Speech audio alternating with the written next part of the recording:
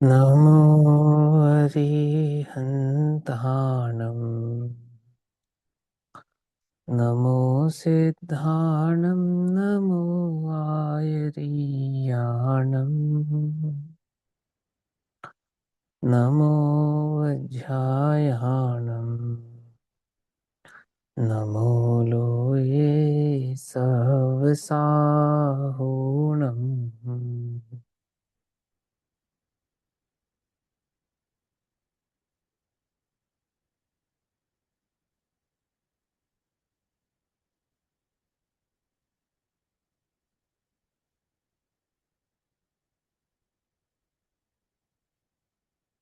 मंगलम भगवान वीरो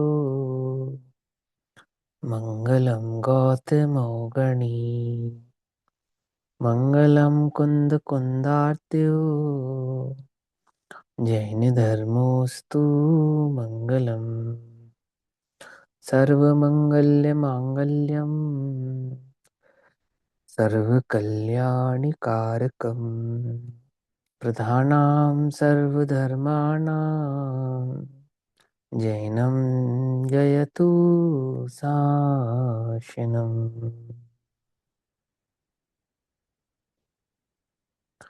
सर्वव्यापीकचेद्रूप स्वरूपाय परात्मने स्वोपलब्धिप्रसिद्धाय ज्ञानानंदात्मने नमः।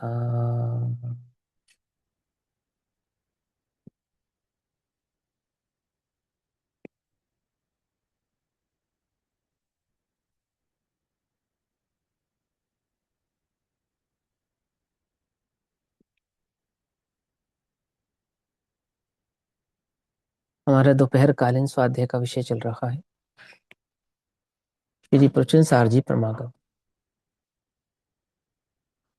श्री प्रचुन सारजी प्रमागम का स्वाध्याय हम सभी आचार्य अमृतचंद्र देव द्वारा रचित तत्व प्रदीपिका तथा आचार्य जयसेन देव द्वारा रचित तात्पर्य वृत्ति टीका के आधार से कर रहे हैं। भाव चल रहा है गे तत्व प्रज्ञापन महाअधिकार। प्रचुन सारजी का जो दूसरा अधिकार है, इस दूसरे महाअधिकार का नाम है गे तत्व प्रज्ञापन महाअधिकार। इस गे तत्व प्रज्ञापन महाअधिकार के अंतर्गत द्रव्य सामान्य प्रज्ञापन की चर्चा चल रही है, अर्थात द्रव्य के सामान्य स्वरूप को यहाँ पर आचार्य देव हमारे समक्ष रख रहे हैं।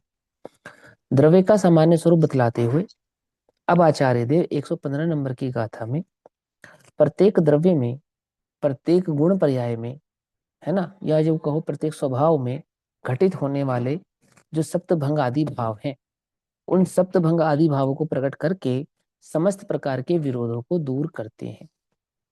किस प्रकार के विरोधों को दूर करते हैं? कि वस्तु के अन्यत्व अनन्यत्व भाव से स्थापित होने वाले जो विरोध आदि आपको प्रकट हो रहे हैं, उन विरोधों को दूर करते हैं कि किस प्रकार से वस्तु अन्यत्व है, अनन्यत्व है और अन्यत्व अनन्यत्व होते हुए सामान्य विशेषात्मक है। ऐसा माने सामान्य भाव से स्थूल है और विशेष से सूक्ष्म है। कितनी सूक्ष्म है कि नहीं कहा जा सकने वाली से लेकर कही जा सकने वाली तक। समझिएगा, कितने समझे कितना है? स्थूल से सूक्ष्म कैसी है वस्तु कि कह सके से लेकर नहीं कह सके तक, है से लेकर नहीं है तक, ये कहा जा सामान्य सकने। को आपने सामान्य को स्थूल में कैसे लिया, मुझे समझ नहीं आया। स्थूल और विशेष में सूक्ष्म को उल्टा नहीं लेंगे हम? नहीं, मतलब सामान्य उल्टा में सूक्ष्म को नहीं लेंगे कि विशेष नहीं, है तो हम वस्तु को पहचानते हैं ऐसे करके, मतलब? नहीं, नहीं, नहीं, विशेष सूक्ष्म है। भेद भेद भेद भेद भेद भेद भेद भेद। एक समय की पर्याय विशेष है या सामान्य है? काल द्रव्य सामान्य और एक समय की पर्याय विशेष है। हाँ, तो एक समय की पर्याय की बात पूछ रहा हूँ ना मैं। तो द्रव्य में एक समय की पर्याय विशेष है या सामान्य है? विशेष है। विशेष है। बतलाओ सूक्ष्म हो कैसे गई, बतलाओगे? करो सिद्ध। सूक्ष्म हो करो गई वो सिद्ध। तो हाँ, एक समय की सूक्ष्म हो गई ना। पर्याय से। हाँ, तो फिर हो हम्म। गई ना सूक्ष्म। फिर समझ में ही बात नहीं, समझ में है ना। हम्म। वो तो उपयोगी की अपेक्षा से उसको सूक्ष्म कहते हैं, वस्तु की अपेक्षा से सूक्ष्म नहीं कहते हैं। ठीक है ना। कथन है जो स्थूल है वो सूक्ष्म भी हो सकता है, जो सूक्ष्म है वो स्थूल भी हो सकता है। जैसे आत्मा जब तक समझ में नहीं आ रहा है तब तक सूक्ष्म है, जब समझ में आ जावे तो स्थूल है। क्या परिभाषा है स्थूल और सूक्ष्म की? जो आपकी बुद्धि का विषय नहीं बन रहा वो सूक्ष्म है, जो आपकी बुद्धि का विषय बन जाए वो स्थूल है। सिंपल। क्या समझे? पकड़ में बात नहीं पकड़ में? नर्सरी क्लास के बच्चे को एल एलजेब्रा सूक्ष्म है, और 8वीं 9वीं 10वीं क्लास के बच्चे को स्थूल है। आती ही बात समझ में नहीं थी? आपकी बुद्धि जैसी है, आपका ज्ञान जैसा है, आपकी समझ जैसी है, उसके हिसाब से वस्तु स्थूल और सूक्ष्म भाव से डिवाइड हो जाती नहीं हो जाती है। लेकिन जो वस्तु केवल ज्ञान की अपेक्षा से स्थूल है, वही वस्तु सूक्ष्म ज्ञान की अपेक्षा से सूक्ष्म है। आती ही बात समझ में नहीं आती? केवल ज्ञान की अपेक्षा से जो वस्तु स्थूल है, तीनों लोग स्थूल है, स्थूलता एक समय में जानने में आती है, केवल ज्ञान के लिए थोड़ी सूक्ष्म है। सूक्ष्म और स्थूल का भेद नहीं है वहां। लेकिन वही वही बात यदि छद्मस्त के ज्ञान की अपेक्षा से देखी जाए तो कितना ही कैसा है, सूक्ष्म है। तो ये जो सप्तभंग है, ये छद्मस्त ज्ञान की अपेक्षा से बतलाई जा रही हैं। ठीक है ना? केवली के ज्ञान की अपेक्षा से नहीं बतलाई जा रही। जो छद्मस्त जीव है, वो जो वस्तु स्वरूप को समझने में तत्पर हुआ है, उसे वस्तु स्वरूप को समझाने के लिए ये 7 भंग आचार्य देव हमारे समक्ष रखते हैं, बहुत स्थूल रूप से। सूक्ष्मता से नहीं पढ़ाएंगे, बहुत स्थूलता से समझाएंगे कि 7 प्रकार के भंग होते हैं, और वो 7 प्रकार के भंग सभी प्रकार के विरोधों को दूर करने वाले होते हैं। किस प्रकार के विरोध को? कि वस्तु एक ही समय में सामान्य विशेषात्मक है, स्वा से है, पर से नहीं है, और ऐसी एक समय में होती हुई वक्तव्य भी है और अवक्तव्य भी है। कही भी जा सकती है, नहीं भी कही जा सकती है। वस्तु में कितने गुण हैं? अनंत। कहे जा सकते हैं, बतलाओ? नहीं बतलाए जा सकते। केवली तो बता सकते हैं ना? बोलो। कि केवली भी नहीं बतलाते। क्यों? क्योंकि दिव्य ध्वनि में खिरने वाली जो दिव्य ध्वनि में द्वादशांग है, वो कैसा है? सीमित है, सीमित अक्षरों वाला है। पकड़ में ही बात नहीं पकड़ में? द्वादशांग की रचना दिव्य ध्वनि के आधार से हुई ना, तो द्वादशांग की रचना जो हुई वो सीमित अक्षरों से हुई। आत्मा अनंत है, अनंत आत्मा को सीमित अक्षरों से बतलाएंगे तो वक्तव्य रहेगा या अवक्तव्य रहेगा? कि वक्तव्य होता हुआ भी अवक्तव्य रह जाएगा, और अवक्तव्य होता हुआ भी वक्तव्य रह जाएगा। बहुत पुराना उदाहरण है और बहुत स्थूल उदाहरण है, और सभी के समझ में आता है। जैसे देसी घी, जानते हो क्या होता है? जानते हो देसी घी क्या होता है? जानते हो? तो आपने सबसे कहा अस्थि। हाँ जानते हैं। तो हमने तुमसे सरसों का तेल दिखाया, ये देसी घी है? तो तुमने कहा नास्ती, नहीं यह नहीं है। रिफाइंड, नहीं यह नहीं है। डालडा तो उसके जैसा दिखता है ना, डालडा, है ना? नहीं यह नहीं है, नास्ती। तो फिर देसी घी क्या है? अस्थि, यह है ना? ऐसे दिखाया आपने, अस्थि। अच्छा, तो तुम उसका, वो किस काम आता है? कि खाने के काम आता है। तो तुम उसके स्वाद को जानते हो? अस्थि, जानते हैं, बतलाओ? नास्ती, अवक्तव्य, कह नहीं सकते। बतलाओ, देसी घी का स्वाद बताओ कैसा होता है? समझ में? बात नहीं समझ में? घी है यह भी जानते हैं, यह घी यह नहीं है ऐसा भी जानते हैं, उस घी के स्वाद को भी जानते हैं, और कह सकते नहीं है। अच्छा, ये तो बतला सकते हो कि स्वाद कैसा है, अच्छा है या बुरा है? कि अच्छा तो इतना है कि जिस वस्तु में डाल दो उसके भी स्वाद को कई गुना बढ़ा देता है। अच्छा तो इतना है क्या? अच्छा तो कितना है कि दाल में स्वाद ना आता हो तो घी डालो तो स्वाद आने लगता है। तो दाल में जो स्वाद आता है वो घी का आता है या दाल का आता है? घी का। तो फिर घी से खा लो, दाल से क्यों खाते हो? कि नहीं नहीं भैया वो अवक्तव्य, आप नहीं समझोगे। वो तो जो खाएगा वही जान सकता है। पकड़ में ही बात नहीं पकड़ में? है ना कितना अंतर, कितना जबरदस्त बात है। माने वो है, वो यह नहीं है। हम उसके स्वाद को कह भी सकते हैं कि स्वादिष्ट है, ऐसा कह सकते हैं स्वादिष्ट है। तो कैसा स्वादिष्ट है वो बतलाओ, कि वो अवक्तव्य है, ऐसा है। तो इस ऐसे सूक्ष्म और स्थूल ऐसे कथन होते हैं ना, अस्थि नास्ति और अवक्तव्य के। तो कहते हैं कि इसमें कोई विरोध नहीं है, जैसे जगत में कोई विरोध स्थापित नहीं होता है अस्थि नास्ति वक्तव्य में, इसी प्रकार से वस्तु में कोई विरोध स्थापित नहीं होता है। इस समस्त प्रकार के विरोधों को दूर करने के लिए अब समस्त विरोधों को दूर करने वाली सप्तभंगी प्रकट करते हैं। 7 प्रकार के भंगों को, भंग कहो, भेद कहो, भाव कहो, को प्रकट करते हैं। कौन कौन से 7 भंग होते हैं? स्यात् अस्ति, ध्यान से समझना, स्यात् शब्द लगाना जरूरी है, ठीक है ना।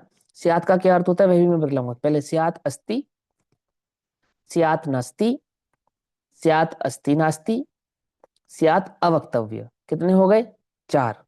अब स्यात् अस्ति अवक्तव्य, स्यात् नास्ति अवक्तव्य और स्यात् अस्ति नास्ति अवक्तव्य, कितने हो गए? 7। ऐसे 7 प्रकार के भंग एक वस्तु में एक ही समय एक ही साथ घटित होते हैं।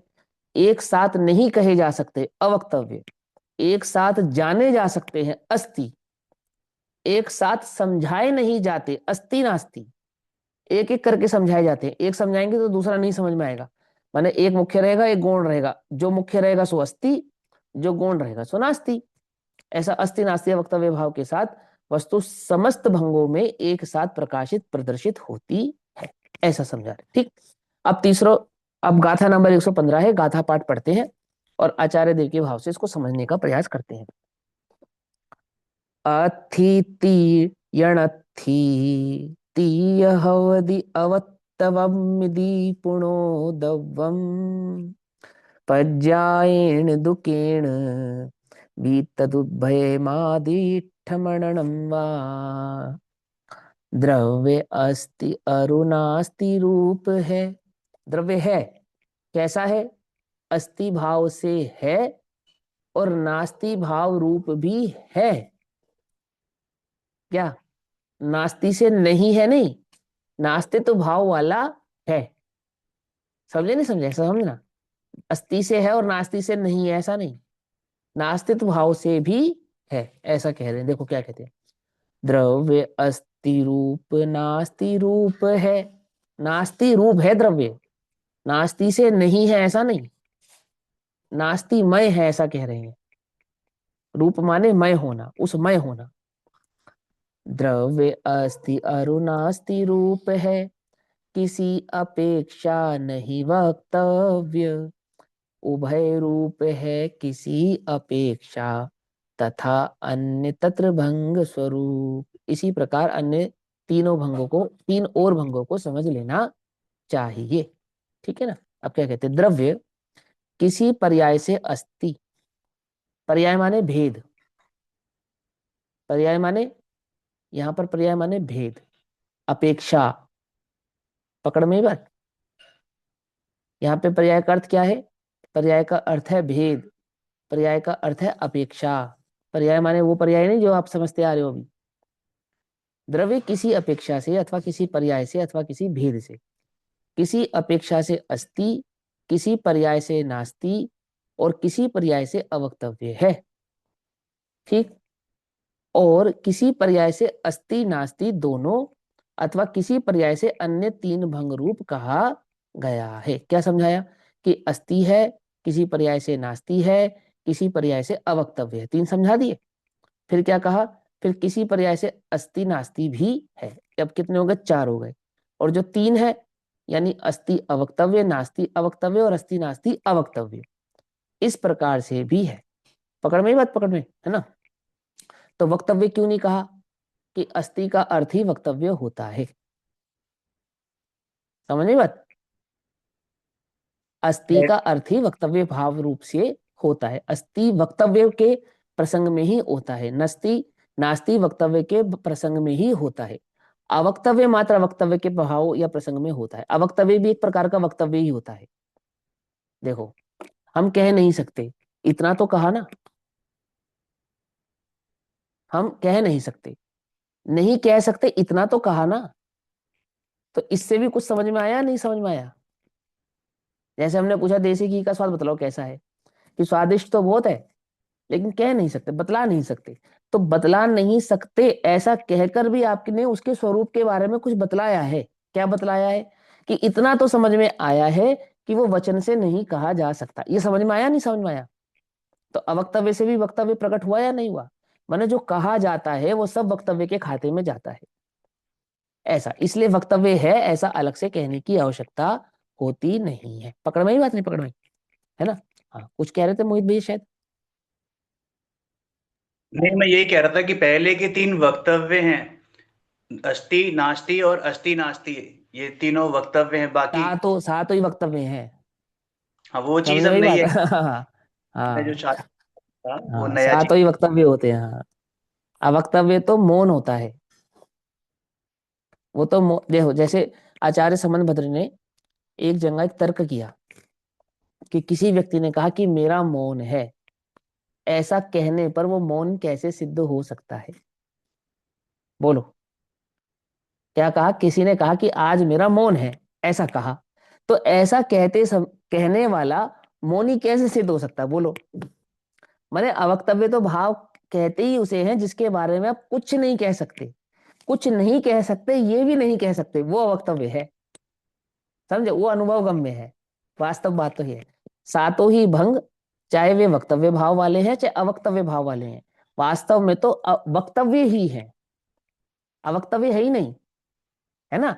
जो अवक्तव्य है उसके लिए शब्द नहीं है, वो अवक्तव्य ही है।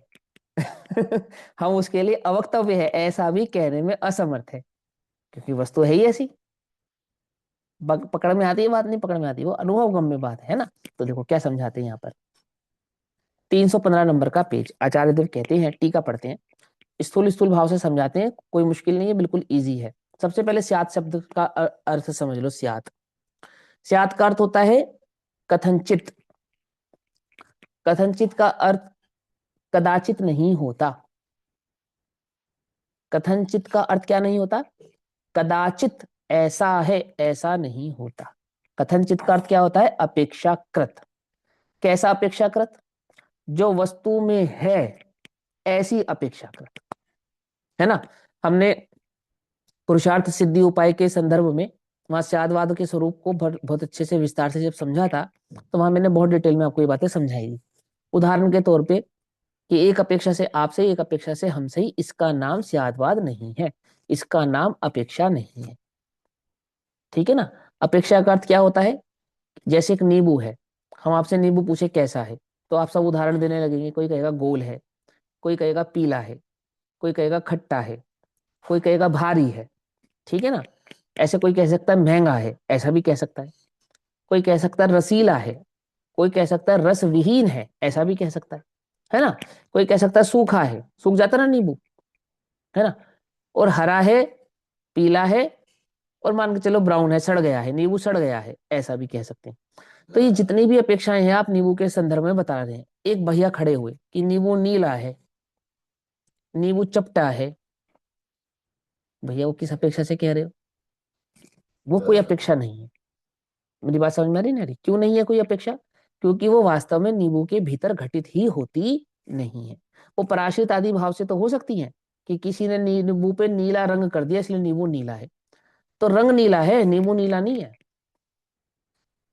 समझे ने? नींबू पे जो रंग किया गया है वो रंग नीला है।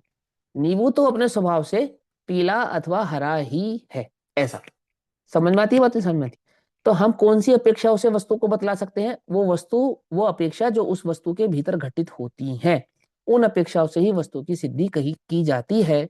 और जो अपेक्षा घटित नहीं होती हैं, वे अपेक्षाओं से वस्तु सिद्ध नहीं की जाती है। अब देखो, ये तो अस्थि भाव हो गए ना।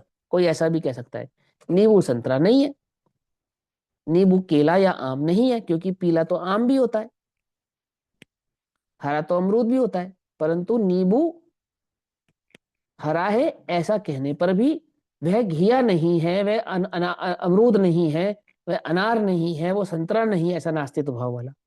नींबू इमली नहीं है, क्योंकि खट्टा तो इमली में भी होता है, खट्टा तो कच्चे आम में भी होता है, ऐसा है ना? तो नास्तिक भाव से भी कह सकते हैं उसको। माने कहीं वही बात जा सकती है जो उसके भीतर घटित होती हो, वह नहीं कही जा सकती, कल्पना लोक की बातें नहीं कही जा सकती जो उस वस्तु में घटित ही होती नहीं है। तो इससे हमें बस इतनी बात समझ में आनी चाहिए कि वस्तु है, वस्तु का एक स्वरूप है, और वो स्वरूप ही इन सात भंगों से समझाया और समझा जाता है।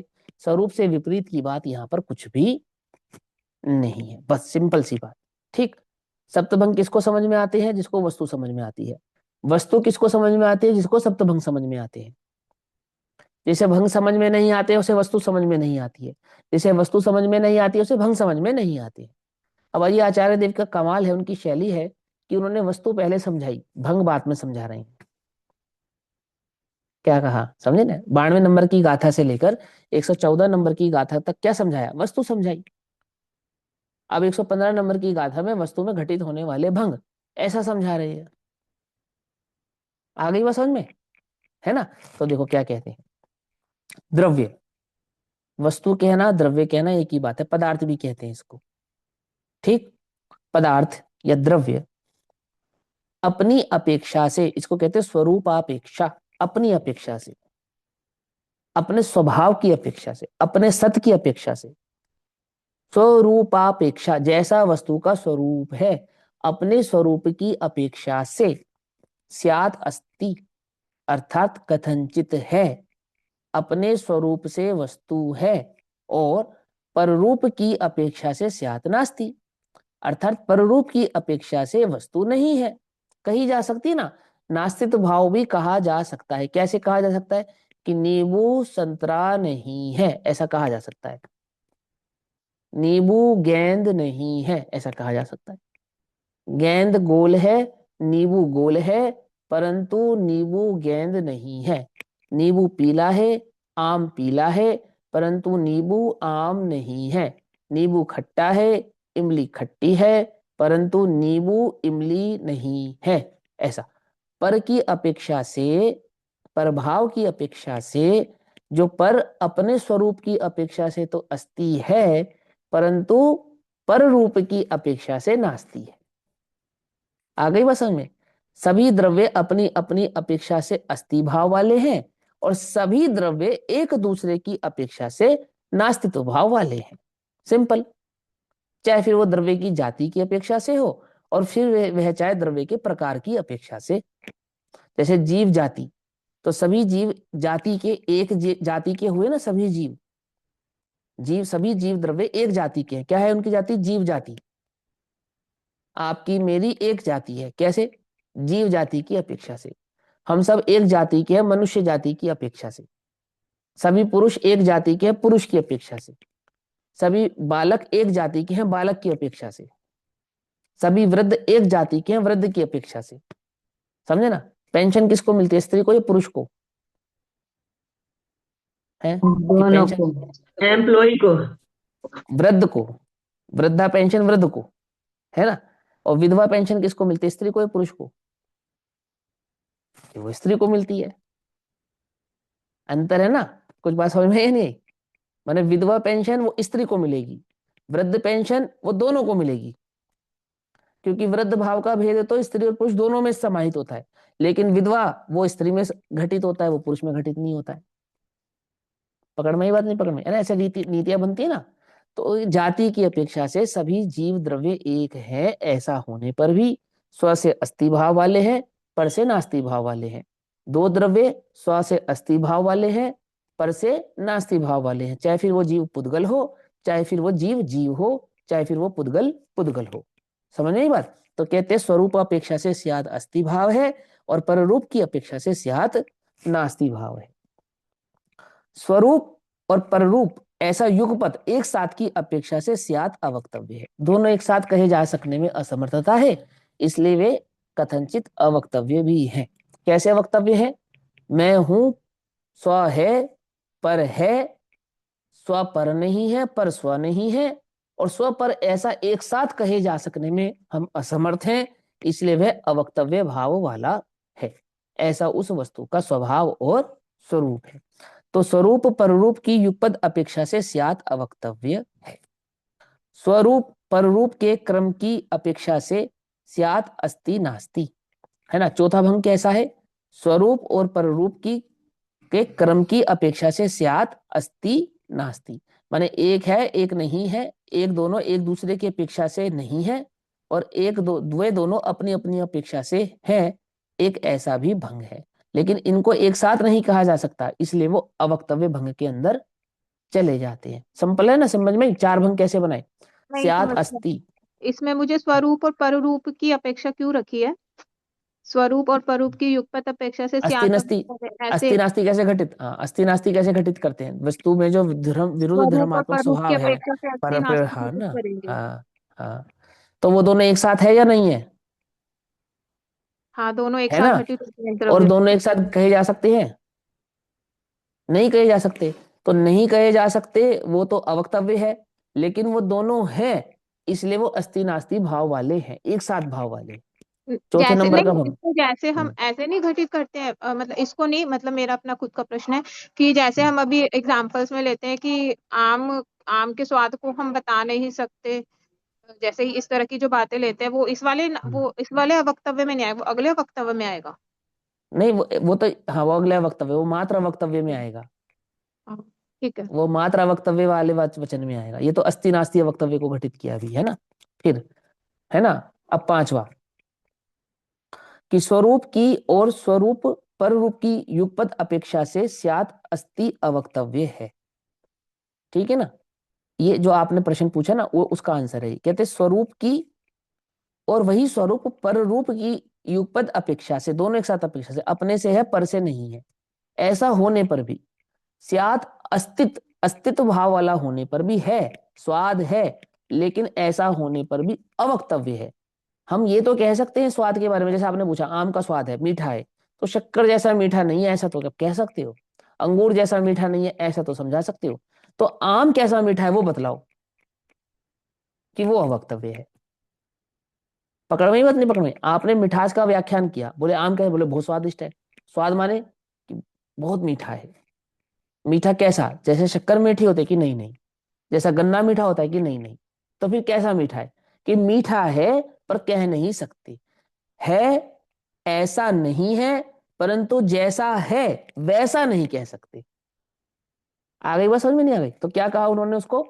स्वरूप की और स्वरूप पर की रूप की अपेक्षा, युगपत अपेक्षा से स्यात् अस्ति अवक्तव्य है। स्यात् है, कथनचित है, परंतु वो जो कथनचित है वो अवक्तव्य भाव वाला है। ज्ञान है, मैं ज्ञान स्वभावी हूं, ये बात समझ में आती है। बतलाओ कैसा है ज्ञान? कैसा है बताओ? कि मैं मेरे ज्ञान को जान सकता हूं और तुम तुम्हारे ज्ञान को जान सकते हो। मैं मेरे ज्ञान को सिद्ध तुम्हारे समक्ष, ये तो समझा सकते। देखो ज्ञान कैसे सिद्ध करेंगे हम? कि देखो मैं बोल रहा हूं ना, देखो मैं सुन रहा हूं ना, तुम्हारी बात समझ रहा हूं ना, अपनी बात तुमको प्रकट कर पा रहा हूं ना। पर ये ज्ञान का लक्षण तो नहीं है। ज्ञान का लक्षण तो जानना है। समझ में? नहीं समझ? तो जान के बताओ कैसे जाना तुमने? कि वो जान लिया, पर कैसे जाना? कि तुम जानो तो तुम जानने के स्वभाव को जान सकते हो। समझ नहीं बात है? अपने जानने के स्वभाव को तुम जान सकते हो और मेरे जानने के स्वभाव को मैं जान सकता हूं, लेकिन उस जानने को वक्तव्य भाव से कहना असमर्थ है। जानता है। अब जानना हम महसूस तो कर सकते हैं जानना कैसा होता है, लेकिन बताओ कैसे जानते हैं? यही कहना पड़ेगा, जैसा तुम जानते हो ऐसा हम जानते हैं। यही कहना पड़ेगा ना। और क्या कह सकते हो बताओ? कैसे जानते? दिखलाओ। जानना कैसे दिखलाएं? तुम जो जान रहे हो ऐसा हम जान रहे हैं। कुछ बात समझ में आ रही है नहीं आ रही है? पकड़ में आती है ना? तो कहते हैं वो अनुभव गम्य है, वो अवक्तव्य है, कहा नहीं जा सकता क्या है। भाई? ऐसा समझा तो जाता है। हाँ बोलो भैया बोलो। ये स्वरूप की और हाँ स्वरूप पररूप की, ये दो बार ऐसा हाँ क्यों लिया? स्वरूप की और अ- स्वरूप अरे पररूप की उपपद अपेक्षा, हाँ ये समझ। हाँ हाँ हाँ। वस्तु है, स्वरूप की वस्तु है, और वो वस्तु पररूप की अपेक्षा से नहीं है। तो जो स्वरूप है वो स्वरूप पररूप की ऐसी युगपत अपेक्षाओं से, समझे? ऐसे कहा जाएगा। जैसे है तो क्या है? कि वस्तु है। और वही वस्तु क्या नहीं है? कि वह वस्तु पररूप रूप से नहीं है। वस्तु है, वो वस्तु, पहले कहा वस्तु है और वो वस्तु पररूप नहीं है, ऐसी दोनों अपेक्षाओं से वो वस्तु है ऐसी तो सिद्ध हुई, है पने से भी सिद्ध हुई और नहीं है पने से भी सिद्ध हुई। पर ऐसा होने पर भी कैसी है? ये अवक्तव्य भाव वाली है। देखो ज्ञान है, ये सिद्ध हो गया। जैसे आम पे घटित किया कि आम मीठा है, ये घटित हो गया। और वो आम की मिठास शक्कर जैसी मिठास नहीं है, ये भी घटित हो गया। समझ नहीं बात? गन्ने जैसी मिठास नहीं है, ये भी घटित हो गया। लेकिन तो फिर आम की एक मिठास बताओ, अगर गन्ने की नहीं है, शक्कर की नहीं है, तो आम की बताओ। कि वो अवक्तव्य है। वो तो तुम खाओ और तुम जान जाओ। समझ में? ये बात नहीं समझ में? तो उन्होंने कहा स्वरूप है, वो स्वरूप पर रूप की अपेक्षा से नहीं है, ऐसा है होने पर भी कहा नहीं जा सकता ऐसे अवक्तव्य स्वभाव वाला है। आई बात समझ में? आत्मा है, आत्मा का लक्षण ज्ञान है। ज्ञान है कि हाँ है। बतलाओ कैसा है? कि मेरा ज्ञान तुम्हारा ज्ञान नहीं है। मेरा ज्ञान ज्ञान तो ऐसा ही है जैसा तुम्हारा ज्ञान है, लेकिन मेरा सम्यक ज्ञान और तुम्हारा मिथ्या ज्ञान, ये भी तो अंतर हो सकता है। उनका केवल ज्ञान, मेरा अल्प ज्ञान, ये भी तो अंतर है या नहीं है? तो ज्ञान है कैसा है? जैसा तुम्हारा है ऐसा मेरा है। ऐसा होने पर भी मेरा मेरा है, तुम्हारा तुम्हारा है। तुम्हारा मेरा नहीं है और मेरा ज्ञान तुम्हारा नहीं है। तो तुम्हारा ज्ञान कैसा है ये बतलाओ। ये नहीं बतला सकते। ये तो हम जान सकते हैं, अपने अनुभव से जान सकते हैं, परंतु कह सकते नहीं है। केवली जानते ही नहीं जानते हमारे ज्ञान को? जानते हैं, लेकिन कह नहीं सकते, वो भी अवक्तव्य है। समझे नहीं समझे बात? सिर्फ इतना ही बतला सकते हैं कि समस्त जीव द्रव्यों में ज्ञान है और वो ज्ञान एक दूसरे रूप नहीं है। एक दूसरे के जैसा तो है, परंतु एक दूसरे के रूप वाला नहीं है। तेरा ज्ञान अलग, मेरा ज्ञान अलग।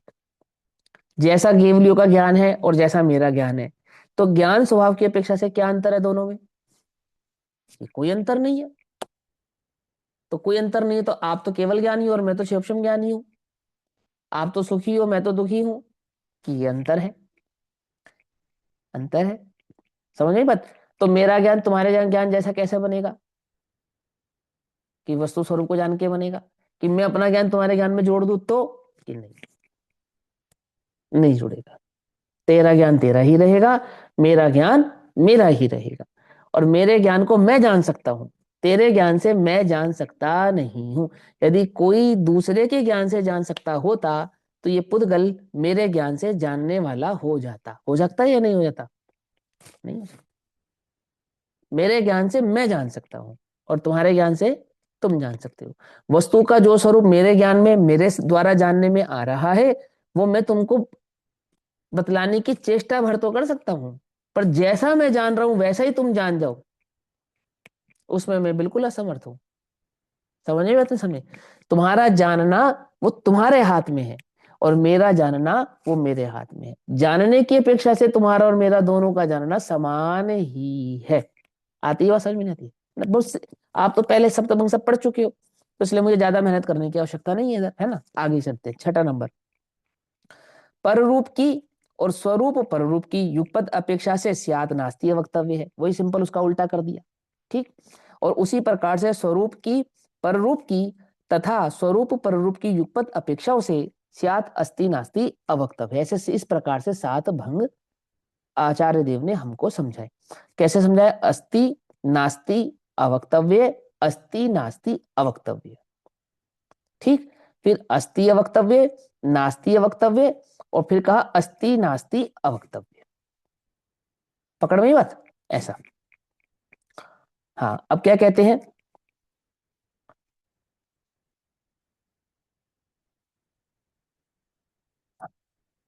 अस्ति नास्ति अवक्तव्य, अस्ति नास्ति, अस्ति अवक्तव्य, नास्ति अवक्तव्य, अस्ति नास्ति अवक्तव्य। ऐसे 7 प्रकार के भंग आचार्य देव ने हमारे को यहां पर समझाए। आगे कहते हैं कि द्रव्य का कथन करने में, फिर से बोलता हूं, द्रव्य का कथन करने में, द्रव्य को जानने में भंगों की आवश्यकता नहीं है। ये बात और है कि क्षेपक्षम ज्ञान में भंग लगेंगे। ये बात और है कि जब क्षेपक्षम ज्ञानी स्वरूप ध्यानी आत्मा के स्वरूप का अनुभव करेगा, भंग तो वहां पे भी घटित होंगे, केवल ज्ञान में घटित नहीं होंगे। मात्र एकमात्र केवल ज्ञान ही नयातीत है, वहां किसी प्रकार का कोई भंग, कोई नया नहीं लगेगा। लेकिन ज्ञान में घटित होने पर भी जब भी वस्तु का स्वरूप कहा जाएगा, कहने में, कहने की मुख्यता से है ये, है ना? क्योंकि जानने की मुख्यता से तो आप ये समझो कि भले ही ज्ञान किसी एक भाव को मुख्य करे, परंतु जो गौण है ना, जानता तो उसे भी है। जैसे आप लोग गाड़ी चलाना जानते हो, नहीं जानना जानते? आप में से कोई भी गाड़ी चलाना जानता है जैसे फॉर एग्जाम्पल, तो इस समय तो गाड़ी चलाने संबंधी कोई बात नहीं हो रही, लेकिन जानते हो। मुख्य क्या है? मुख्य तो सप्तभंग समझने में उपयोग लगा रहे हो आप, लेकिन लब्धि में वो जानना पड़ा है या नहीं पड़ा है? उस लब्धि में पड़े हुए ज्ञान को तुम जानते हो या नहीं जानते हो? भले ही वर्तमान उपयोग के भाव से नहीं जानते हो, लेकिन ज्ञान के भाव से तो जानते ही हो ना। आ रही है बात समझ में नहीं आ रही है? अगर हम ज्ञान की अपेक्षा, क्योंकि वो तो ज्ञान की पर्याय का भेद है, हमारी जो लब्धि है, हमारा जो उपयोग है, और हमारी जो धारणा है, वो वास्तव में है तो ज्ञान का ही भेद ना। एक ज्ञान नाम का गुण तो एक ही है, उस ज्ञान नाम के एक गुण की पर्यायों की अपेक्षा से भेद किए हैं हमने, जिसको हमने कह दिया एक हमारी धारणा का ज्ञान, एक हमारा लब्धियात्मक ज्ञान, और एक हमारा प्रकट ज्ञान। समझ में आई बात? नहीं समझ में आई? पकड़ में आई बात? धारणा, लब्ध और प्रकट, इनमें क्या अंतर होता है? अब बहुत मोटा अंतर नहीं होता है। कहीं कहीं पे धारणा और लब्ध एकार्थवाची भी होते हैं, लेकिन कहीं कहीं पे एकार्थवाची नहीं भी होते हैं। देखो मैं समझाता हूँ, ध्यान से समझना, समझने वाली बात है। जैसे धारणा, धारणा में तो हमारे पास पांचों इंद्रिय के विषयों का भोग का भी ज्ञान है, फिर लोक में हमने कितनी सारी चीजें सीखी होंगी उसका भी ज्ञान है, इंग्लिश, हिंदी, मैथमेटिक्स, संस्कृत आदि इसका भी ज्ञान है, यहाँ वहां की अच्छाई बुराई उसका भी ज्ञान है, कुछ मेरे साथ घटनाएं घटी थी वो भी ज्ञान है ना, कौन मेरा मित्र है कौन मेरा दुश्मन है वह भी ज्ञान है। ये तो सारा मेरी धारणा में बैठा ही बैठा है। अब आओ लब्धि। लब्धि में क्या हुआ? जैसे हम प्रवचन सारजी पढ़ रहे हैं, तो इस समय पूरा का पूरा ज्ञान जो कनेक्ट करेगा एक दूसरे से, वो जो मैंने पीछे पढ़ा था और वो जो मैंने वर्तमान में पढ़ा है, वो प्रवचन सारजी की गाथाओं को, उसके स्वभाव को, उसके स्वरूप को एक दूसरे से कनेक्ट कर रहा है जल्दी जल्दी, कि मैंने 92 नंबर गाथा में क्या पढ़ा था, 90 नंबर की गाथा में क्या पढ़ा था। अब धारणा में तो बहुत कुछ पढ़ा है, लेकिन धारणा में से सिर्फ उतनी ही चीजें आगे आ रही हैं जो इस प्रवचन सारजी के सब्जेक्ट से रिलेटेड है, आगे पीछे की नहीं। स्वाध्याय से रिलेटेड जो धारणा में पड़ी हुई बातें हैं वो लब्धि में आ गई। पकड़ में ही बात? नहीं पकड़ में? जैसे आपके घर में 1 किलो दाल है, बनाई कितनी? 250 ग्राम, और खाई कितनी? 50 ग्राम। पकड़ में ही बात? नहीं पकड़ में? है ना? ऐसे ही धारणा में तो दुनिया भर का, दुनिया जहां का ज्ञान बैठा है, लेकिन अभी प्रवचन सार पढ़ते समय कौन सा ज्ञान काम आएगा? उस सारी धारणा के ज्ञान को कर देंगे साइड, और प्रवचन सार जी के विषय को कर लेंगे मुख्य। अब उस लब्धि में प्रवचन सार जी संबंधी बहुत सारा ज्ञान है, पहले नंबर की गाथा, दूसरे नंबर की गाथा, तीसरे नंबर की गाथा, दो भेद अधिकारों की अपेक्षा से, अस्थि के भेद, नास्ति के भेद, पीछे क्या कहा था, आगे क्या कहा था, पीछे क्या समझाया, अब क्या समझा रहे, ये सारा। और उपयोग में गाथा मात्र 115 चल रही है। पकड़ में ही बात? नहीं पकड़ में? उपयोग में क्या चल रहा है? चर्चा चैतन्य की में पढ़ा था, बाबूजी ने भी समझाया था, है लब्धि ना? हाँ हाँ हाँ चैप्टर 1 में आया था। भैया हम इसे हाँ इस तरीके से भी समझते हैं, अभी हमारे भी सप्तभंगी का ही चैप्टर चल रहा था, तो उसमें हाँ। जैसे इस तरीके से समझाया था कि सप्तभंगी 3 तरह की होती है, बोले एक प्रमाण, एक नय से, हाँ और एक नहीं से, दुर्नय हाँ से। हाँ, तो हाँ। बोले प्रमाण में हम अपनी अपेक्षा को क्लियर नहीं करते। प्रमाण हम्म में अपेक्षा कोई भी हो सकती है, जैसे स्याद अस्थि स्याद नास्ति, वस्तु है हम्म भी और नहीं भी। और नए में हाँ। हम अपनी अपेक्षा क्लियर कर देते हैं कि जैसे स्वद्रव्य ऐसा क्षेत्र काल देखो, भाव सुनो से सुनो अस्थि। सुनो सुनो, अच्छा। ऐसा ऐसा नहीं है। अच्छा। प्रमाण में तो सारी अपेक्षाओं को समझते हैं। हाँ, वही जो भी अपेक्षा, मतलब क्लियर सुनो, नहीं करते, लेकिन हाँ, हाँ। नहीं क्लियर करने की क्यों जरूरत नहीं है, क्लियर करते हैं, यहाँ लिखा है ना, हाँ क्लियर करके तो लिखा, स्वरूप हाँ। की अपेक्षा से अस्ति, पर रूप की आ, अपेक्षा से नास्ति। नहीं ये तो वो तो प्रमाण का ही तो क्लियर कर कथन दी, है। तो नए नए का। अच्छा। नए नहीं है, नहीं है। नए नहीं होगा। हाँ, अच्छा। फिर नए में क्या करेंगे? नए में मुख्य गुण करेंगे, हाँ। मुख्य गुण करेंगे, नए में क्या करेंगे? मुख्य गुण। मुख्य गुण अच्छा। करेंगे मतलब क्या? जैसे निश्चय व्यवहार से समझेंगे कि सद्रव्य, हाँ, हाँ, कि स्वभाव सद्रव्य में। सद्रव्य क्षेत्र काल भाव से हाँ अस्थि, पर द्रव्य हाँ क्षेत्र काल भाव से नास्ति। जैसे मैं स्वद्रव्य हाँ के अपने स्वचतुष्टय से मेरी अस्थि है, लेकिन पर में नास्ति हाँ है, पुद्गलीय शरीर में मेरी हाँ। वो नास्ति तो, है, ऐसे। वो तो पूरा प्रमाण का ही विषय हो गया ना। एकदम समझो, आपने प्रश्न रख लिया ना, अब मेरी बात समझो ध्यान से। जी। हाँ, आपने पुस्तक में पढ़ा होगा वो, मैं समझ गया आपकी बात, जी, ठीक है। हाँ। हाँ, पुस्तक में ऐसा लिखा है कि वहाँ क्लियर नहीं करेंगे और यहाँ क्लियर कर देंगे, ऐसा लिखा है वहां पर। लेकिन वो बहुत स्थूलता से लिखा है, एकदम सिंपल सी बात समझो।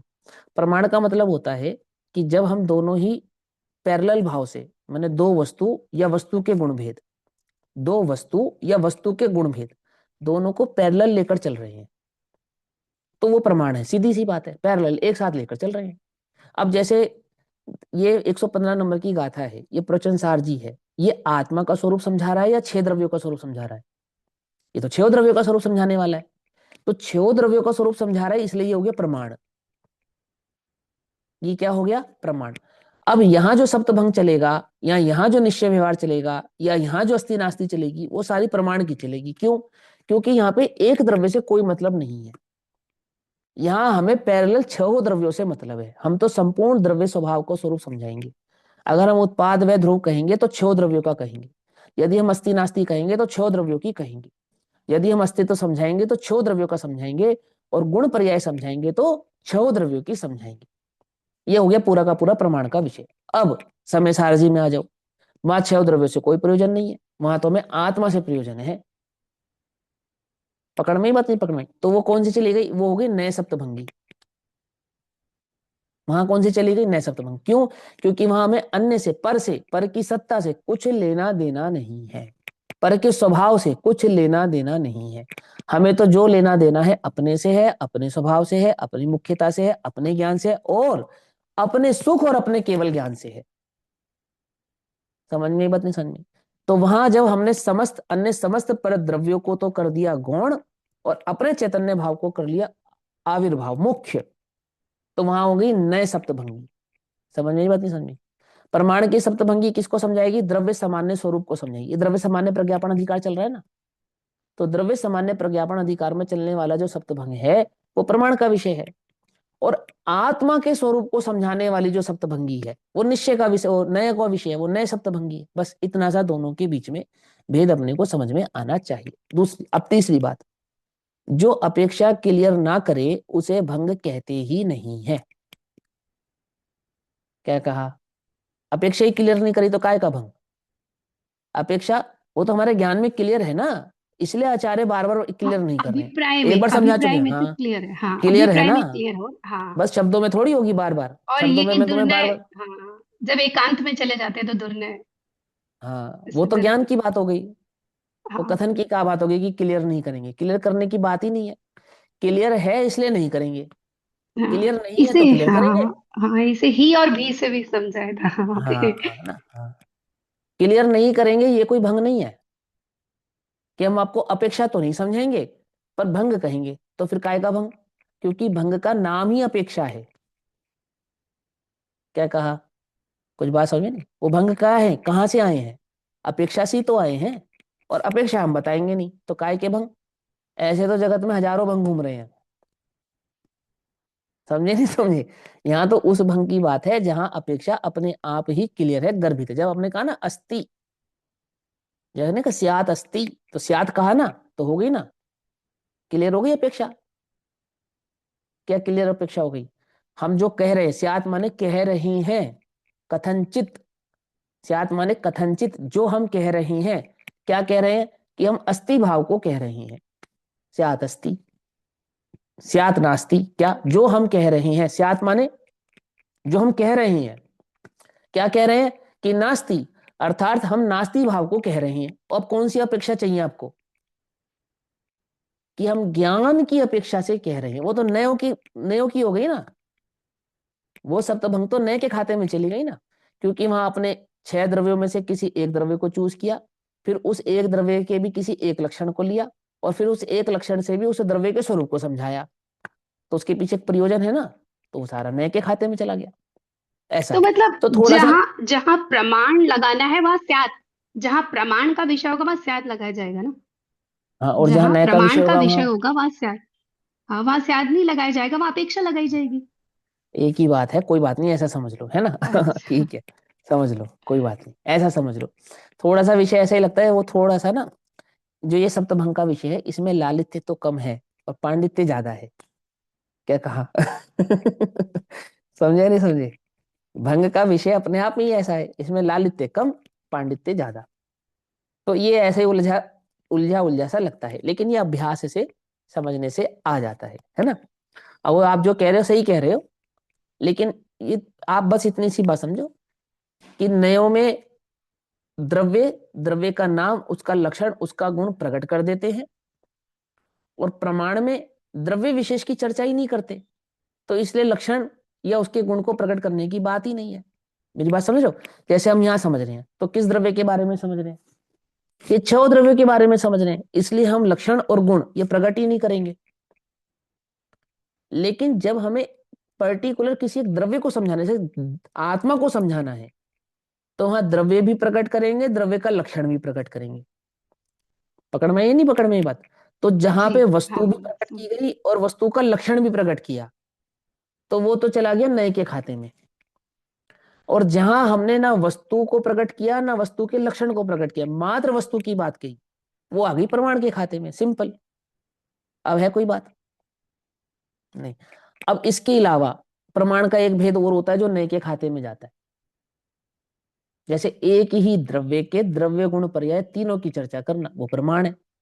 6 द्रव्य नहीं, एक द्रव्य, एक ही द्रव्य और उसके गुण पर्याय आदि समस्त प्रकार के भेदों को एक साथ लक्ष्य में लेना, कहना या समझाना, वो भी प्रमाण का ही खाता है। जबकि द्रव्य की दृष्टि से देखने पर, दो द्रव्यों की भिन्नता की दृष्टि से देखने पर नए का खाता है, क्योंकि एक को मुख्य कर रहे, एक को गौण कर रहे हैं। तो ये ऐसा ही है, मैंने कहा ना, ये पांडित्य ज्यादा है, लालित्य कम। तो वही वक्ता की अपेक्षा हो हाँ गई। हाँ, अपेक्षा है। हाँ, तो आपको समझ में आना चाहिए, बस इतनी सी बात। जो नहीं समझ में आए तो पूछ लेना, उसमें क्या बात है। अब आगे पढ़ते हैं। देखो, द्रव्य का कथन करने में, अब कथन करने में के कई सारे अर्थ निकालो। समझने में, समझाने में, है ना, वस्तु स्वरूप को प्रकट करने में, कथन करने में, जो स्वरूप से सत है, स्वरूप से सत है, स्वरूप से, अपने रूप से सत है, जो पर रूप से असत है। कैसे कथन करेंगे? अपने से है और पर से नहीं है। ऐसा स्वरूप से सत है और पर रूप से असत है। अब यहां पर वो वाला असत मत लगा देना, असत उत्पाद, वो मत लगा देना यहां पर, है ना। यहां पे कौन सा असत है? पर प्रादेशिक में भिन्नता नाश, वाला हाँ, असत है। प्रादेशिक भिन्नता ऐसा, वाला पुद्गल अर्थ जैसे हाँ मेरी करें तो दोनों हाँ में प्रादेशिक भिन्नता है। हाँ हाँ हाँ हाँ। अभी सुनो, शब्द सब ध्यान से सुनो, है ना। अब म्यूट रखना, बोलना नहीं बीच में, मैं पूछूंगा तब बताना है। अभी देखो ध्यान से। तो कहते हैं जो पर रूप से असत है। तो यहाँ असत कौन सा असत नहीं है? यहाँ उत्पाद असत, असत उत्पाद वाला असत यहाँ नहीं है। तो यहाँ कौन सा असत है? यहाँ पे प्रादेशिक भिन्नता वाला असत है, यानी कि दो द्रव्यों के बीच में जो भिन्नता है वो असत है। मैं जानबूझ के ये प्रादेशिक भिन्नता ऐसे ऐसे शब्द ले रहा हूं ताकि आपको पिछला जो भाव है वो आपके माइंड में तरोताजा रहे, है ना। मैं सरल शब्द भी ले सकता हूं, पर मैं जानबूझ के नहीं लूंगा। मैं चाहूंगा कि जो इससे रिलेटेड है ना, प्रचन सारजी से रिलेटेड, वो भाव आपके ज्ञान में एकदम ताजा ताजा बना रहे, इसलिए हम उन शब्दों का ही प्रयोग करेंगे जो हमने पीछे पढ़े हैं। तो देखो, कहते हैं जो स्वरूप से सत है। कौन सा सत है? उत्पाद व ध्रुव युक्त है। वस्तु अपने भाव से सत भाव वाली है ना, अपने स्वभाव से सत वाली है ना। तो मात्र है कैसी है? उत्पाद व ध्रुवता से युक्त है, अपने द्रव्य गुण पर्याय से युक्त है, लेकिन पर द्रव्य गुण पर्याय से युक्त नहीं है। जिनमें प्रादेशिक भिन्नता है ऐसी असत है। ठीक, आगे। और जिसका स्वरूप और पर रूप से युगपद कथन अशक्य है, जिसके हम स्व अस्ति और नास्ति दोनों भावों को एक साथ कह सके, ऐसी अशक्यता है। कथन में तो अशक्यता है ना, जानने में भले ही अशक्यता ना भाषित हो, लेकिन कहने में तो अशक्यता है ही, है ना। और जो स्वरूप से और पर रूप से क्रमशः सत भी है और असत भी है, यदि उनको क्रम से देखा जाए, मुख्य गुण कर कर देखा जाए, तो सत और असत दोनों एक साथ जाने जा सकते हैं। एक बार सत, दूसरी बार असत, एक के बाद एक क्रम से सत असत, सत असत, सत असत, ऐसा जान सकते हैं, नहीं जान सकते? ऐसे अस्ति नास्ति भाव वाली है। पांचवा, जो स्वरूप से और स्वरूप पर रूप से युगपद एक साथ सत भी है और अवक्तव्य भी है, जिसकी सत्ता को हम स्वभाव से भी सिद्ध करते हैं और जिसकी सत्ता को हम परभाव से भी सिद्ध करते हैं। क्या कहा? वस्तु की सत्ता को हम स्वभाव से भी, जीव है ऐसा भी सिद्ध करते हैं, परंतु जीव जड़ नहीं है ऐसा भी सिद्ध करते हैं। ऐसा सिद्ध करने पर भी हम उस वस्तु को कह नहीं सकते, ऐसे अवक्तव्य भाव वाली भी वो वस्तु है। ऐसा छठे नंबर का, ऐसा पांचवें नंबर का भंग। और जो पर रूप से और स्वरूप पर रूप से युगपद असत और अवक्तव्य है, जिस प्रकार से अस्तित्व को भी अवक्तव्य भाव से कह सकने में हम असमर्थ हैं, उसी प्रकार से नास्तित्व भाव को भी कह सकने में हम असमर्थ हैं। ऐसी उस वस्तु के स्वभाव में बात बैठी है, अवक्तव्य, व्यक्त नहीं कर सकते, व्यक्त नहीं कर सकते, अवक्तव्य, कह नहीं सकते अर्थात व्यक्त नहीं कर सकते, ऐसा। और तथा अंतिम 7वें नंबर का भंग कैसा है कि जो स्वरूप से, पररूप से और स्वरूप पररूप से युगपद सत भी है, असत भी है और अवक्तव्य भी है।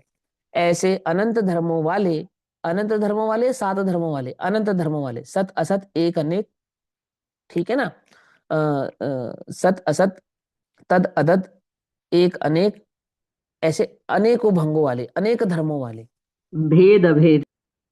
भेद अभेद है ना, ऐसे अनेक, सामान्य विशेष ऐसे अनेक भंगों वाले। तो अनंत धर्मों वाले द्रव्य के, कितने धर्म है द्रव्य में? अनंत। जैसे ज्ञान है तो ज्ञान जड़ नहीं है, ऐसा ज्ञान में अस्ति नास्ति, पकड़ में, ज्ञान है, ज्ञान सुख नहीं है, अब भीतर ही अस्ति नास्ति, पकड़, बाहर से भी अस्ति नास्ति और भीतर में भी अस्ति नास्ति। ऐसे अस्ति नास्ति भाव वाले अनंत धर्म, तद अदत, ज्ञान है, ज्ञान दर्शन नहीं है, तद अतद, और संबंध तदादमय, ज्ञान और दर्शन का संबंध कैसा है? तदादमय, लेकिन ज्ञान तद अदत धर्म वाला है, दर्शन तद अदत धर्म वाला है, अनंत गुण तद अदत धर्म वाले हैं, एक अनेक धर्म वाले हैं, पकड़ में बात नहीं, पकड़ में, अस्ति नास्ति धर्म वाले हैं, ठीक है ना, भेद अभेद धर्म वाले हैं। ज्ञान का दर्शन से भेद है, परंतु ज्ञान दर्शन आत्मा की अपेक्षा से अभेद है, ऐसा। तो ऐसे अनंत धर्मों वाला वो जो वस्तु का स्वभाव और स्वरूप है, धर्मों वाले द्रव्य के, एक एक धर्म का आश्रय लेकर, अस्ति नास्ति धर्म का आश्रय लेकर, एक अनेक धर्म का आश्रय लेकर, तद अदद धर्म का आश्रय लेकर, समय सारची का स्याद्वाद अधिकार, इन्हीं धर्मों का आश्रय लेकर समझाया ना धर्म के स्वभाव को। वहां पर आत्मा ज्ञान स्वरूप है और पहले ज्ञान में धर्म घटित किए और फिर ज्ञान में 47 शक्तियां घटित की। तो जो धर्म घटित किए अनंत धर्मात्मक स्वरूप समझाते समय वो कैसा लिया कि ज्ञान नामक गुण लिया और फिर ज्ञान में धर्म घटित करके बतलाए कि ज्ञान है, ज्ञान जड़ नहीं है, वो एक अनेक स्वभाव वाला है। कैसा कि ज्ञान सामान्य की अपेक्षा से एक और वही ज्ञान ज्ञेय की अपेक्षा से अनेक, तद अदत स्वभाव वाला समझाया कि ज्ञान स्वभाव से तद स्वरूप है और ज्ञेय स्वभाव से अदत स्वरूप है। पकड़ में बात, भेद अभेद, ऐसे अनंत धर्मों को समझाए। तो ऐसा करके एक एक गुणों को उठाते चले जाओ, एक एक धर्म को उठाते चले जाओ, तो कितना हो जाएगा विस्तार कि पहले सप्तभंग एक गुण पे घटाया, फिर इसी प्रकार अनंत गुणों में घटाया, फिर सप्तभंग एक धर्म पे घटाया, युगल धर्म पे, और फिर ऐसे अनंत धर्मों में घटाया। तो कितने सप्तभंग होते चले जाएंगे? अनंत हो जाएंगे, नहीं हो जाएंगे? है ना, अनंत अनंत होते चले जाएंगे, है ना।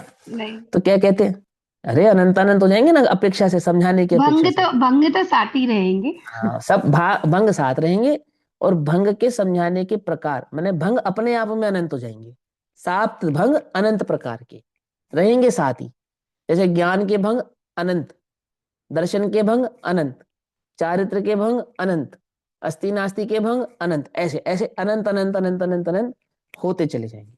तो कहते हैं धर्मों वाले द्रव्य के एक एक धर्म का आश्रय लेकर और विवक्षित अविवक्षितता की विधि का निषेध के द्वारा, मैंने कहा जा सकने वाला, बताया जा सकने वाला और नहीं बताया जा सकने वाला, विवक्षित अविवक्षितता, वक्तव्य अवक्तव्य, है ना। तो विवक्षित और अविवक्षितता की विधि निषेध के द्वारा, विधि निषेध माने अस्ति नास्ति और मुख्य गुण। विधि निषेध का अर्थ क्या है? अस्ति नास्ति और मुख्य गुण, इसको क्या कहते हैं? विधि निषेध के द्वारा, माने अस्ति नास्ति करते हुए वस्तु का स्वरूप समझाते चले जाए आप, और विधि निषेध मुख्य गुण करते हुए वस्तु का स्वरूप समझाते चले जाए आप, के द्वारा प्रकट होने वाली ये जो सप्तभंगी है, ये जो सप्तभंगी सतत सम्यक्तया, कोई कल्पना नहीं, कोई कल्पना नहीं, सम्यक्तया अर्थात वस्तु के स्वभाव, वस्तु के स्वरूप में ज्यों की त्यों, ऐसी की ऐसी विद्यमान विराजमान है। तो क्या कहा? सप्तभंगी सतत, सतत माने कंटिन्यू, हमेशा, सम्यक्तया अर्थात ये कोई कल्पना नहीं है, उच्चारित अर्थात कही जा सकने वाली, समझी जा सकने वाली, बताई जा सकने वाली, करने पर स्यात्कार रूपी, अर्थात अपेक्षा भाव से जो संरक्षित है। क्या कहा? अपेक्षा भाव से। स्यात् कार रूपी, जिसका स्वरूप कैसा है, जिसका आकार कैसा है, स्यात् आकार रूपी। तो स्यात् आकार, स्यात् कार मतलब क्या हो गया? स्यात् रूपी आकार वाली, अर्थात स्यात् रूपी स्वभाव वाली। सप्तभंग का स्वरूप कैसा है, स्वभाव कैसा है? कि वो अपनी बात स्यात् यानी कि कथनचित भाव से कहेगी। वस्तु में घटित होने वाली अपेक्षा की भाव से सप्तभंग घटित होती है। स्यात् कार रूपी अमोघ, अर्थात जिसे कोई भेद नहीं सकता, जिसका कोई नाश नहीं कर सकता, समझे, जिसका कोई पार नहीं पा सकता, ऐसी अमोघ मंत्र पद के द्वारा, है ना, जैसे मंत्र से बांधते हैं ना, कीलित कर देते हैं, बांध लेते हैं, ऐसे अपने अमोघ भाव से, स्याताकार रूपी मंत्र के अमोघ भाव से जो बंधी है, बनी है, ऐसे स्वरूप वाली है, के द्वारा एवकार में रहने वाले, यानी कि उस स्वभाव में रहने वाले, उस रूप रहने वाले, ऐसे ही रहने वाले समस्त विरोध विष के मोह को दूर करती है। अर्थात समस्त प्रकार के मोह को, समस्त प्रकार की शंकाओं को, समस्त प्रकार के विकल्पों को और वस्तु को समझने वाले दुस्साह परिणाम को। तो बड़ा मुश्किल लग रहा है हमको। क्या मुश्किल लग रहा है? कि हम वस्तु को सामान्य विशेष एक साथ समझ लें, एक अनेक एक साथ समझ ले। ऐसा जो तुम्हें दुर्जय लग रही है ना वस्तु, उसको सरल कर देती है कौन? उस समस्त विरोध को, विरोध के विष को, उस विष रूपी मोह को, अर्थात अज्ञान को दूर करती है। कौन? ये सप्तभंगी। ठीक, वर्णी जी कहते थे कि जैसे लोक में साफ सफाई करने वाले को भंगी कहते हैं, है ना, ऐसा लोक में प्रचलित नाम है, उसमें कोई बात ही नहीं है ना। ऐसे जैन दर्शन में, जैन दर्शन के समस्त भावों को सफाई के लिए रखने वाले 7 प्रकार के भंगी हैं। 7 भंगी लगे हैं प्रत्येक सिद्धांत के साथ, और ये 7 भंगी निरंतर अपना कार्य करते रहते हैं। इसलिए जैन दर्शन में कोई मिलावट कर सकता नहीं है, किसी प्रकार की कोई गंदगी प्रवेश कर सकती नहीं है, किसी प्रकार की कोई असभ्यता, है ना, अनमना भाव, या जो वस्तु के स्वरूप में घटित नहीं होता है, या जो वस्तु के स्वरूप में प्रेजेंस ही नहीं है, ऐसा कोई भी मिथ्या परिणाम आप वस्तु के इस स्वभाव में प्रवेशित नहीं कर सकते। क्यों? क्योंकि ये 7 प्रकार के भंगी निरंतर अपने कार्य को कर रहे हैं, निरंतर वस्तु की साफ सफाई कर रहे हैं, ना कि सिर्फ वस्तु की, आगम की, जैन दर्शन की साफ सफाई में निरंतर लगे हुए हैं। समझ नहीं बात? ऐसा। अब इसी भाव को, अभी 5 मिनट है ना अपने पास, पढ़ लो ना। देखो, अब इसी भाव को आचार्य जयसेन देव 115 नंबर की जो गाथा आचार्य कुंदकुन देव ने कही है, इस पर 125 नंबर की टीका कहते हैं। आचार्य जयसेन देव की टीका थोड़ी विस्तृत है, भाव वही समझाएंगे, सरल है समझने में, हम समझेंगे। 125 नंबर की गाथा बन जाती है तात्पर्य वृत्ति। 115 नंबर की जो गाथा है वो तात्पर्य वृत्ति टीका में 125 हो जाती है। 317 नंबर का पेज उत्थानिका, आचार्य देव कहते हैं, आचार्य जयसेन देव, अब समस्त दुर्नयों के, क्या मतलब? नए सिर्फ सम्यक नहीं होते, नए मिथ्या भी होते हैं। तर्क सिर्फ सम्यक नहीं होते, तर्क मिथ्या भी होते हैं।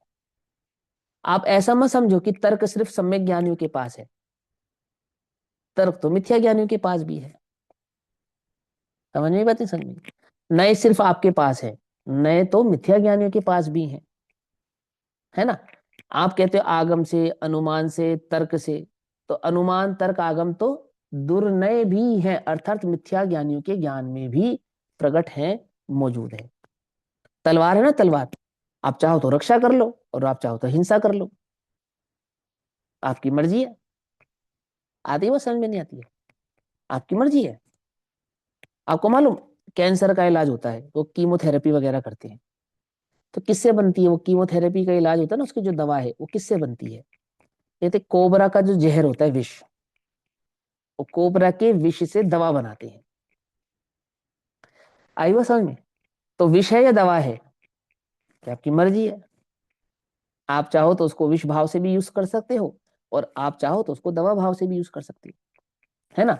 तो आचार्य कहते हैं कि जितने भी दुर्नय हैं, मिथ्या ज्ञानी के ज्ञान में लगने वाला दुर्नय भाव है, जो वस्तु स्वरूप को समझता तो नहीं और ना ही वस्तु के स्वरूप को समझने का प्रयास करता है, जिसे तो एकमात्र अपने मोह की, अपने राग की, अपने भोग की पड़ी है। आई बस समझ में? जिसे सुख और दुख के भेद का कोई विकल्प ही नहीं है और कम दुख और ज्यादा दुख के बीच में सुख की कल्पना किए बैठा है। ऐसा जो दुर्नयी है अर्थात मिथ्या ज्ञानी है, ऐसे समस्त दुर्नयों के एकांत रूप विवाद को, नहीं नहीं ऐसा नहीं, ऐसा है, ऐसा नहीं, ऐसा है, ऐसा नहीं, ऐसा नहीं, नहीं भैया नहीं, ऐसा नहीं है, कुछ तो वो भी अच्छे होंगे, कुछ तो इसमें भी भलाई होगी, है ना, अच्छा काम तो है ना। देखो एक एक अपने पास एक प्रसंग आया, आपसे पूछ, भूखे को रोटी खिलाना, प्यासे को पानी पिलाना अच्छी बात है या बुरी बात है?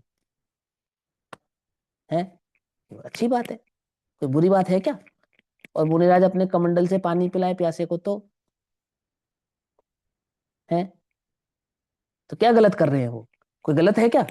अरे काल देखो, द्रव्य देखो, क्षेत्र देखो, प्यासा अगला मर रहा है, संगी पंचेंद्रिय की जान ना बचाए, कितनी मुश्किल से तो मनुष्य पर्याय मिली है उसको। और भैया अगर वो जैन हो तो बचाएंगे ना। अच्छा जैन छोड़ो, एक मुनि दूसरे मुनि की रक्षा करेंगे नहीं करेंगे? बोलो, करेंगे नहीं करेंगे? अब आप लोगों को कमाना धमाना आता नहीं है, आप लोगों के व्यवहार व्यापार की रक्षा कौन करेगा? कौन करेगा? बोलो, आपके बच्चे बच्चों के विवाह की चिंता कौन करेगा? आप तो कर नहीं रहे, तो किसको करनी चाहिए? हमें करनी चाहिए नहीं करनी चाहिए? बोलो, आपकी घर की रक्षा यदि आप नहीं कर रहे तो आपके घर की रक्षा कौन करेगा? बोलो, हम करें या नहीं करें? हमें करनी चाहिए ना, हमारा फर्ज बनता है ना। हमने अपना घर किस लिए छोड़ा था? इसलिए तो छोड़ा था। अपना व्यापार किस लिए छोड़ा था? इसलिए तो छोड़ा था। किस लिए? कि हम तुम्हारा व्यापार संभालेंगे, तुम्हारा घर संभालेंगे, तुम्हारे बीवी बच्चे संभालेंगे, तुम्हारे संस्कार संभालेंगे। हमें चिंता है। क्या गलती है बताओ, कोई गलत है? अब वो मिथ्या ज्ञानी के ज्ञान में दुर्नय इस प्रकार से फैल गए हैं कि कितना मुश्किल है ये बतलाना। बोलो, आज इस जगत में आप करो ये प्रचारित करो कि मुनिराज अपने कमंडल का पानी प्यास से मरते हुए व्यक्ति को पिला नहीं सकते, सारी दुनिया सारी जनता आपके विरोध में खड़ी हो जाएगी। हो गई सल्लेखना में, हजारों लोग भूख से मरते हैं, मरते नहीं मरते? मरते, प्यास से मरते हैं। सीरिया चले जाओ, अफ्रीका चले जाओ, भूखमरी के शिकार है, बीमारी के शिकार हैं, कोई पूछने वाला नहीं है। कर्जदार परेशान कर रहे हैं, रोज उनके घर के दरवाजे खटखटाते हैं, बहन बेटियां परेशान हैं, कोई पूछने वाला नहीं है। एक करोड़पति जिसकी तिजोरी में करोड़ों रुपया बैठा है, अपनी मर्जी से उसने रोटी छोड़ दी कि मैं सल्लेखना धारण करूंगा, तो पूरे देश का कानून सल्लेखना के विरोध में खड़ा हो गया। बोलो, हो गया नहीं हो गया? है ना, सल्लेखना धारण नहीं कर सकते आप। क्यों नहीं कर सकते? कि आप ऐसे भूखे नहीं मर सकते।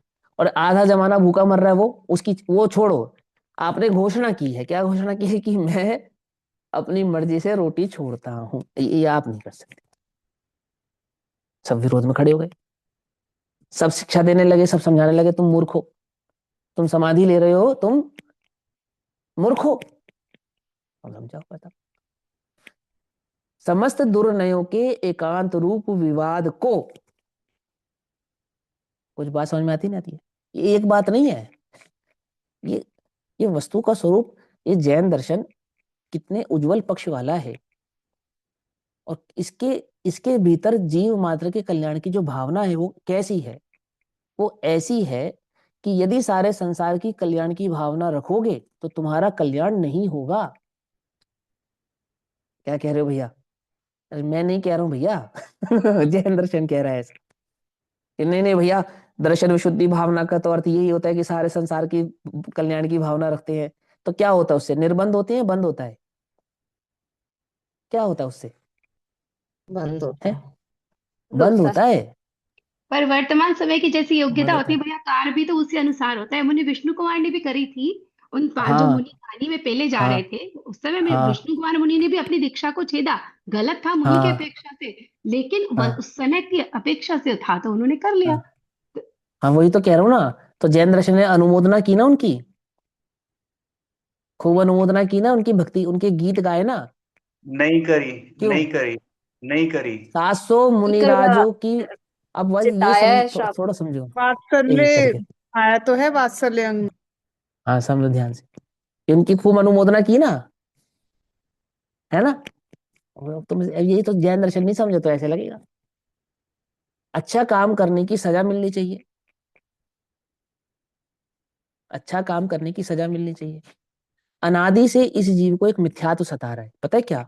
मैं पर को सुखी कर सकता हूँ और पर मुझे सुखी कर सकता है। ये जो इसका मिथ्यात्व है ना, ये इसे जीने नहीं देता। ये और सब जगह से तो छूट गया, लेकिन यहाँ आके इसने प्रवेश फिर पा लिया क्या? कि अब जो मैंने अपने कल्याण का मार्ग चुना है, अब मुझे सारे जगत का कल्याण करना ही करना है। मैं तो बाद में मोक्ष जाऊंगा, देखो भाई, तुम सबको पहले भेजूंगा, डंडा मार मार के भेजूंगा। यह क्या समझे? वर्तमान समय की जैसी योग्यता होती है, कार्य वैसा ही तो होता अरे है। दीदी सुनो ना ध्यान से, पहले समझो ध्यान से। समय की योग्यता होती है, तो वो योग्यता मिथ्यात्व का परिचय करा रही है या सम्मित का परिचय करा रही है? आपकी योग्यता आपके सम्मित का परिचय करा रही है, या आपकी योग्यता आपके मिथ्यात्व का परिचय करा रही है? वो परिचय किसका करा रही है? वो आपकी वीतराग परिणति का परिचय करा रही है, या आपके राग का परिचय करा रही है? परिचय किसका करा रही है? यदि हमारा गला ये कहने में भी रुंधता हो कि ये राग का परिचय है, तो तो हम जैन दर्शन को पढ़ने पढ़ाने के लायक नहीं है, लायक नहीं हम समझने के। यदि हम सीना तान के स्वीकार ना कर सके, अरे वर्तमान की योग्यता है, उस योग्यता से वो जो परिचय करा भी रहा है, तो परिचय तो राग का ही करा रहा है ना, वीतरागता का कहाँ करा रहा है? 700 मुनि राजों की रक्षा, आदिनाथ की रक्षा करने कोई क्यों नहीं आया? आपको मालूम, जिस समय, हिस्ट्री नहीं पढ़ी ना आपने, जिस समय 700 मुनिराजों पे उपसर्ग हो रहा था ना, उसी समय अन्य जगह पे और सैकड़ों मुनिराजों पे उपसर्ग हो रहा था, मालूम है? कोई सूली पे चढ़ाया जा रहा था, कोई घानी में पेला जा रहा था, कोई जिंदा जलाया जा रहा था। हजारों मुनिराजों पे उपसर्ग हो रहा था उस समय, उस काल में, उसी वक्त, जिस वक्त 700 मुनिराजों पे उपसर्ग हो रहा था। मालूम है ये बात? नहीं मालूम है? और दूसरी बात सुनो, 4 मंत्री एक मुनिराज पे प्रहार करते हैं उसी संघ के, तो देव की लित कर देते हैं, तब तो किसी मुनि को विकल्प नहीं आया। और वो 700 एक साथ जल रहे हैं, तब कोई देव नहीं आया, कमाल हो गया। तब विष्णु कुमार को दीक्षा विच्छेद करनी पड़ी। कम से कम इतना विचार तो करना चाहिए था जिन धर्मी देवों को, अरे एक साधु अपनी दीक्षा छेद कर जा रहा है, मूर्खो जाओ रक्षा करो। जब तो क्रमबद्धता है ना एक की भैया, रक्षा जैसे अरे तो दीदी आप ये नहीं जीत पाओगे डिस्टरबेंस मुझसे। ज्यादा नहीं है आज क्लास में? सुनो सुनो सुनो ध्यान से, कोई बात नहीं, तो तर्क कर रहे हैं ना, वो तो सही है, बिल्कुल सही है, तर्क करने तो कोई बात नहीं। पर मैं कह रहा हूँ जीत ही नहीं पाओगे जैन दर्शन से, क्योंकि हमारे पास दुर्नय नहीं है ना। पक्षी ऐसा है ना, देखो क्या कहते हैं, समस्त दुर्नयों के एकांत रूप, आगे बोलूं, विवाद को निषेध करने वाली, आती है वो समझ में नहीं आती? क्या कहते हैं? विवाद, विवाद तो होगा ही, विवाद तो होगा ही होगा, होना ही चाहिए। बोलो, तुम्हारे को सम्यक ज्ञान तुम्हारे भीतर प्रवेश करे और मिथ्या ज्ञान शांति से चला जाए, ऐसे कैसे हो सकता है? अरे वो तो झगड़ा करेगा ही भाई। कि मैं अनादि से यहाँ बैठा हूं और तू आया बड़ा मुझे घर से निकालने वाला, ऐसे निकल जाएगा क्या? शांति से, वो प्यार से निकल जाएगा कि अब चलो भैया सम्मत आता है, अब मैं जाता हूँ? ऐसे नहीं जाने वाला, वो तो करेगा द्वंद्व, वो तो करेगा झगड़ा, वो तो उठाएगा अपने तर्क, उठाएगा अपने वितर्क उठाएगा, वो तो कहेगा तुमसे ऐसे कैसे, ऐसे कैसे, वो तो देगा हजारों। अरे तुम हजारों, हम लाखों तुम्हें देते, तुम्हारे पक्ष से भी लड़ेंगे, चिंता मत करना। हमारे पास तुम्हारे पक्ष के भी तर्क हैं, घबराना नहीं। देखो क्या कहते हैं, विवाद को निषेध करने वाली नए सप्तभंगी का विस्तार करती है, नए सप्तभंगी का विस्तार करती है, तो वस्तु की अपेक्षा से समझा रहे हैं, लेकिन है ऐसा ही स्वरूप है, ऐसा ही स्वरूप है। ये जो दुर्नय है, ये कोई मिथ्या एकांत, तुम्हें कोई, तुमसे कोई झगड़ा करने बाहर से नहीं आएगा, समझना ध्यान से। तुम्हारा ही मन, तुम्हारा ही मिथ्यात्व, तुम्हारा ही चित्त तुम्हारे से झगड़ा करने के लिए खड़ा है। घबराओ मत, तुम्हें बाहर से विवादियों की आवश्यकता ही नहीं है। ये वाद विवाद करने के लिए 2 पंडितों की आवश्यकता नहीं है, तुम्हारा मन भतेरा पंडित है। क्या कहा? कुछ बात समझ में नहीं है? तुम्हारा जी चित्त, भैया, तुम्हारा वो मन तो वो तो चलता बधिर रहता पंडित है, है। वो हाँ, चलता वो रहता खुद ही है। अपने आप में कलाकार है। ठीक, चलो अभी तो समय हुआ, बाकी चर्चा हम कल करेंगे।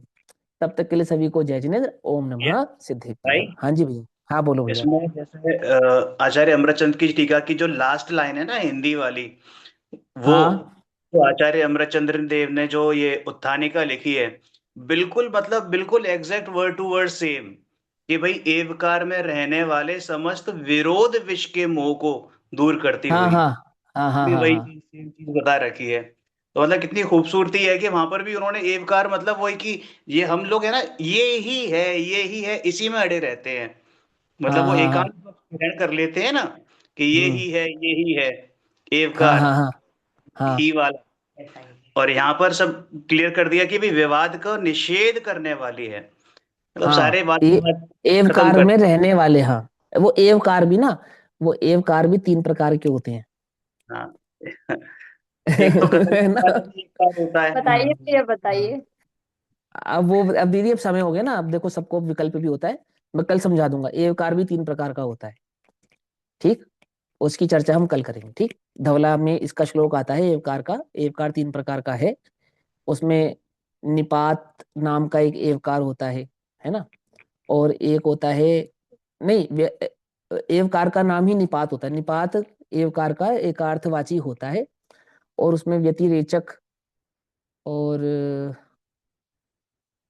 विशेषण, विशेष्य और क्रिया के साथ, ऐसा तीन प्रकार से कहते हैं। वो मुझे ध्यान में है, मैं कल समझा दूंगा आपको। ठीक है, चलो, ओम नमः सिद्धेभ्यः।